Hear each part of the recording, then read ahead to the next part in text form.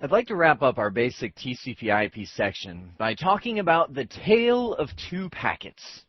Really what I'd like to do here is walk us through a scenario watching two packets, Bob and Sally, as they traverse the network. Now what my hope is that as you walk through this video, you're not going to see anything new. You're more so going to see all of the concepts that you've seen on the basic TCP/IP sections up till now put together in one nice flow from end to end. Let's start off with the rather short story of Bob. Bob is our local boy packet, meaning that he is a packet that originates on a network segment and stays on that network segment. He represents local communication, maybe moving from this computer right here down to this computer right here without ever leaving the local network. Now what I'd like to do is zoom in on this part of the network so we can watch the story of Bob unfold. There we go. Now that we're zoomed in, we can see all the IP address and MAC address information for that left side of the network that the packets are going to travel on. Now for this short story of Bob, we'll assume that the traffic is going to come from 172.10.1.20 and go down to 172.10.1.30, this host down below. So going from this guy to this guy. Now Bob represents a ping packet. So up on this computer up top, we opened a command prompt and type in ping 172.10.1.30. Here's what happens. The host up top looks at the address that you're trying to access, or the address we're pinging in this case, and it says, okay, 172.10, I'm writing it up above, .1.30, and I'm going to compare that to my IP address. Now notice at the bottom I put assume the subnet mask in this scenario is 255.255.255.0. So it looks at it and says, okay, we're both on the 172 network since that's the first portion of the subnet mask, first 255. We're both on the 172.10 network, that's the second portion of the subnet mask, 255. We're both on the 172.10.1 network, because that's the third portion. Remember, 255.255.255 represents the network. Now the 0 in the subnet mask represents the host. So this guy's saying, I'm host 20. And I'm trying to access host 30. Immediately, what he realizes, this top computer, is that the computer I'm trying to access is on the same network as myself. I'm not going to have to go through a router to get there. That's why we called this the rather short story of Bob. He's the local boy. So this computer says, well, if that computer's right on my same network, I need that computer's MAC address, because I'm going to need to send this into the switch. And by the way, that's what this line represents here. It's a switch or a hub that all these devices that are plugging into. It's the same local area network. So it says I need that MAC address, and what I'm going to do to find it is I'm going to ARP. ARP, just like a dog, it barks out the address resolution protocol. It's a broadcast message that goes everywhere on that network and says, hello, I am looking for whoever has the MAC or whoever has the IP address 172.10.1.30. Now everybody who's plugged into that same switch or that same hub gets that broadcast. It comes out here to the router, and he gets it and looks and says, oh, it's looking for the MAC address of .30. Well, I'm not .30, so I'm not even going to reply, and it drops the broadcast. It goes out here to some other computers that are on the network. They get it. They drop it. This guy gets it, and he realizes, oh, that's me. I'm the .30. So I will reply back up to that host directly. It's going to send a message directly back up and say, hi, I'm 172.10.1.30, and my MAC address is AA00BC333211. Great. The host up there receives that and says, now I've got the missing link, the missing layer 2 address, data link layer address, that I can fill in the packet. So it puts in the packet. If we were to look at the packet, we have the data, that's Bob. It's the ping message saying, hello, are you alive? And then we have the port number information, the source and destination port. We have the source and destination IP address, which is going to be, the source is the .20, 172.10.1.20. Destination is .30. The source and destination MAC address, that's going to be tacked on the front too. The source will be the long MAC address right here, 3923 is the last 4 digits, and the destination MAC address will be 3211, and that's what it found out from the ARP. With all those headers put onto the data, it will then send that message out its network card to the switch. The switch receives it and says, oh, you're trying to go out that port, because it knows what MAC addresses are on what ports, and the computer receives it. That is the end of Bob. Bob has been received, all the headers stripped off, he's processed, and the machine down here will send a reply ping saying, yes, I am alive. The story of Sally is not as simple as it is for Bob. Sally is the same kind of packet as Bob. It's a ping packet, but it's going to be coming from this computer over on the left-hand side, same host, 172.10.120, but that host decided to ping 192.168.0.100. So at this point, Sally is going to have to cross, that's the Sally packet, it's going to have to cross the whole network, router by router, to reach that server on the right-hand side. What I'd like to do is zoom in, just as we did with Bob, on this portion of the network first, then we'll watch Sally as she goes from device to device.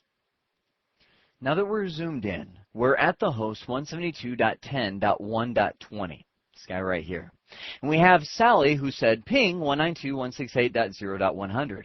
So again, same as the Bob scenario, we're assuming the subnet mask is 255.255.255.0. So first thing the computer does is says, okay, well, let's line it up. 192.168.0.100. Let's compare networks. I've got 192 and then I've got 172. Okay, right there, stop the train. That IP address is on a different network than me. It doesn't even have to look at the rest of it, because as soon as it sees 192, it goes, aha, this is not on my network, which means Sally is going to be a completely different story than Bob. Because this computer realizes that it can't just send out an ARP message saying, hello, what is the MAC address for 192.168.0.100? Why? Because the ARP message is a broadcast. It goes to everybody until it hits a router. The job of a router is to stop broadcasts. So that broadcast will reach down here, it'll reach over here, saying, who is 192.168.0.100? And the router receives it, drops it, because you are not allowed to go past this point. Broadcasts end here. Otherwise, the network would just constantly be flooded with all kinds of broadcast traffic if it was allowed to pass through routers. So the computer realizes I will not be successful in ARPing to get the MAC address of the server that's way over here on the other side of the network. So here's what it's going to do. It's going to put Sally inside of a packet, that's our data, the ping message. It's going to have the port number, the source and destination port number, just like it did for Bob, dictating what service it's trying to look for. Then it's going to have the source and destination IP address. Now, the source IP address is going to be 172.10.1.20. That's the PC that Sally originated from. The destination IP address, the one that we're going to, as you might expect, is the server. 192.168.0.100. Now we come to the big part of the puzzle. What MAC addresses are going to be filled in there? Well, the source. See if you can figure this out. I challenge you. Pause the video right now. Go ahead and, well, not right now. Pause the video and tell me what source and destination MAC addresses do you think will be in the packet? Go ahead and pause it right now. Okay, you've unpaused it. Or you're just too lazy to reach out for that mouse. The source MAC address is going to be the MAC address of Sally's PC, 342F39BC 3923. The destination MAC address will be the MAC address of the router. See, here's the picture. As soon as this PC realizes that Sally is not destined for the local network, it's going to send out an ARP message for its default gateway, meaning the router that enables it to get off of the network, because it assumes that the router will have a good idea of where all the IP addresses in the world are. And, as we will discover as we continue throughout this series, that's what routers do. They help you find where IP addresses are. So it will send out an ARP message, but it won't be for 192.168.0.100. It'll be for its default gateway, which we assume from this picture it's 172.10.1.1. The router replies to that ARP and says, here's my MAC address, and that gets filled in as the destination MAC address. I'll just put the last 4 digits, 3212, as the MAC address that the data will be sent to. So Sally is sent out of the PC, received by the router. The router looks at it and says, okay, this is for my MAC address, so this is meant for me. I'll pick it up and process the packet. Then it looks at the IP addresses and say, okay, it came from this person. I know that person. They're plugged into the same network. I recognize their address. But it looks like it's going to someone that is not on this network. And it's definitely not me. That's one of the questions the router has to ask. Are you trying to access me, or are you just trying to go through me? It looks at that IP addresses and says, well, looks like you're trying to go through me. Back to our roadmap on the story of Sally. I don't know why, I just had this random thought, but do you guys remember this game, Ghosts and Goblins? This is a game that I remember from my younger days, and I used to love this game. It's where you had the little guy with the armor. You see him, I don't know, it's kind of small, but you see the guy right over here, and he's got the, where's my pen? The armor that he's wearing, and like if you get hit by one of these ghost or goblin, he kind of gets hit, and his armor all flies off, and he's standing there in his underwear with the sword, and you have to get armor back on, and you know, if they hit you again, you're going to die. But anyway, my point in bringing up this game is cool. It was, in my opinion, way ahead of its time. Because you would be going through fighting these ghosts and goblins on a level, and once you completed the level, it would kind of bring up the big map, the big picture of where you are, and it would say, okay, you've completed the dungeon's door or something like that. Now you're moving on to the pinnacle peaks of death, and it would show you where on the map you were. That's what we're doing here. Long story for a short picture. We've got the story of Sally. We have completed this level. The router has now received the packet, and now we're moving on to the next section of the map, which is this group of routers. So let's get our bearings. This router over here on the left-hand side represents the router that was the PC's default gateway. If we were to finish the network diagram, the PC was sitting up here. There was the line that would connect down here to this router. 172.10.1.1 was that default gateway. It just received the packet and realized this is not a packet for me. It's going to 192.168.0.1. So it looks at its routing table, and the routing table is everything that makes the router what it is. It tells it where all the IP addresses are, and it says, oh, well, I'm not plugged in to a network that is 192.168.0. something, but I'm looking at my routing table, and it's telling me that I need to send the packet to this guy, 10.10.1.2, because that guy, that router, has the ability to get me to the 192.168.0.100 network. So what it does is it takes that data. There's Sally inside of the packet. It's the ping message. It's got the same port numbers. It doesn't touch the port numbers, leaves those the same. Looks at the source and destination IP address and does not touch them. Source and destination IP address remains the same because it doesn't want to forget where it originally came from and where its final destination is.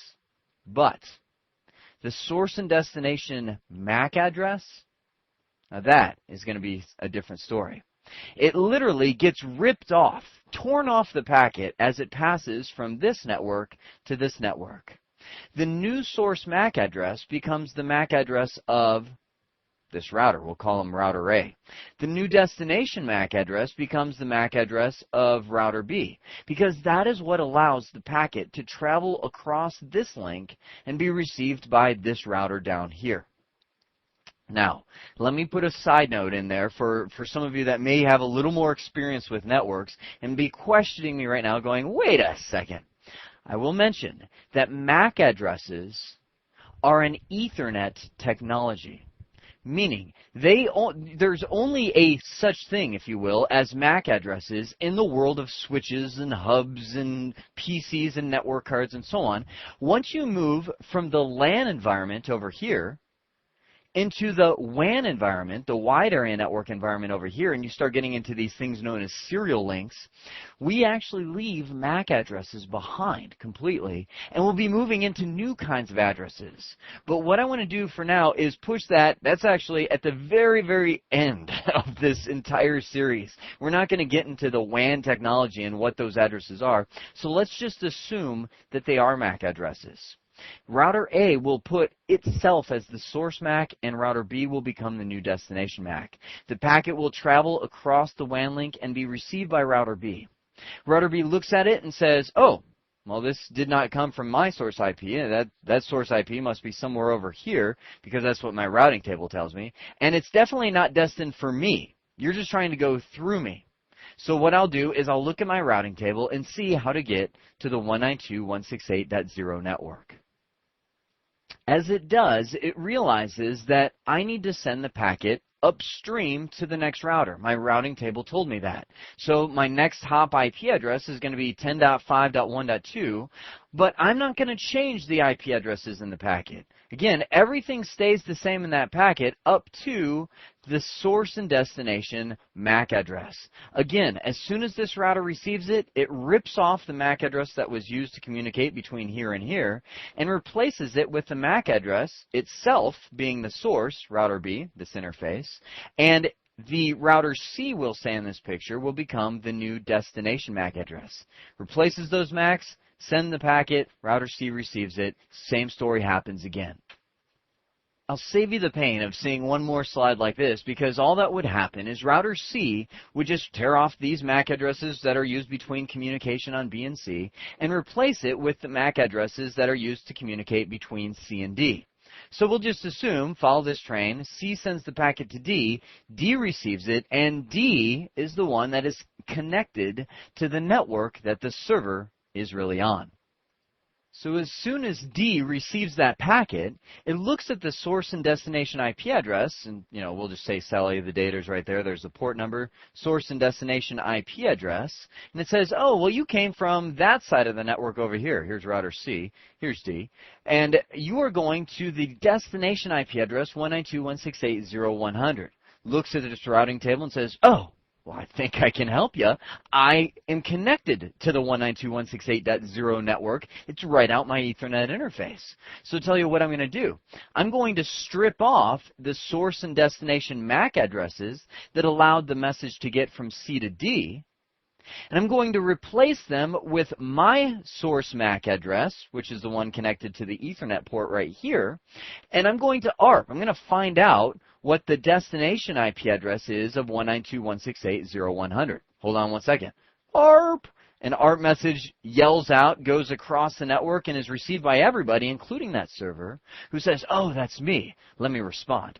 Responds and says, here's my MAC address, at which point the router fills that MAC address in as the destination and sends Sally the packet humming out into the switch, which reaches the server.